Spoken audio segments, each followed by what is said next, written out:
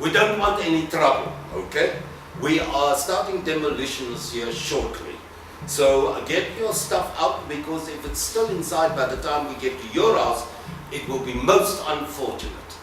My word is Redesigning Buckingham Palace is a one-person show that pays tribute to a community, District 6, which is really the heart of Cape Town. And if you've ever been to Cape Town, you will notice that there is still a bit of a hole in the middle of the city.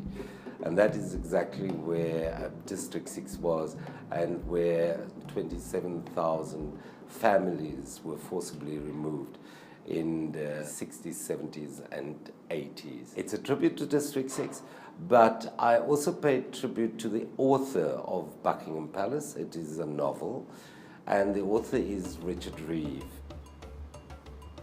Richard Rive is really probably the only writer from District 6 who wrote about his community. Also, his works were banned in South Africa. He was a complex man. He didn't suffer fools. I think at the launch, you could hear from a couple of the students that they are still affected by Richard. Their love for literature, for books, for language actually stems from Richard. Early in the morning, a bulldozer roared up Caledon Street and parked on the empty field next to St. Mark's. Officials in helmets and overalls were surveying and gauging.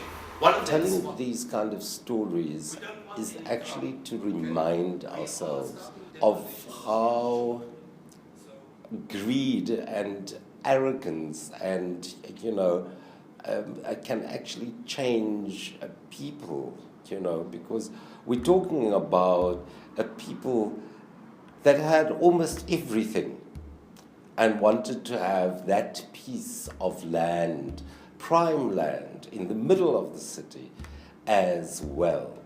And saying to people, because of the color of your skin, you must move, because we want this for a supreme race who is white. And I just think that unless we tell these stories, it can easily happen again.